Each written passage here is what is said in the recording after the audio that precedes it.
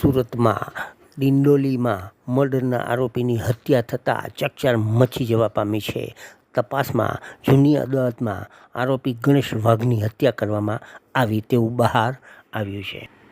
મૃતક ગણેશ વાઘ સામે અગાઉ 15 ગુના નોંધાયા હતા તે પણ જાણવા મળ્યું છે. 2 વખત પાસામાં પણ આ ગુનો નોંધાયો હતો.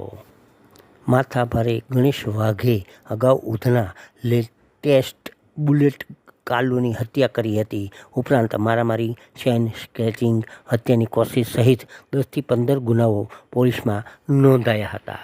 અજાણ્યા 4 ઈસમોએ ચપ્પુના ઘા મારીને હત્યા કરી તેવું જાણવા મળ્યું છે. પોલીસને તાત્કાલિક ખબર પડતા સ્થળ ઉપર હાજર થઈને તપાસ ચાલુ કરી. જગદંબાનગર સોસાયટીમાં હત્યાનો એક બનાવ બન્યો છે. આ ઘટના અત્યારે સાંજના 8:30ની આસપાસની છે.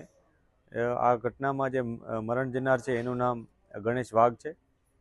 એમાં એના મિત્રો સાથે બેસેલ હોવાની પ્રાઇમરી ઇન્ફોર્મેશન છે, પરંતુ આ ઘટના એમાં મિત્રોમાંથી કોઈએ કરી છે અથવા અન્ય કોઈ કરી છે એની તપાસ અત્યારે ચાલુ છે.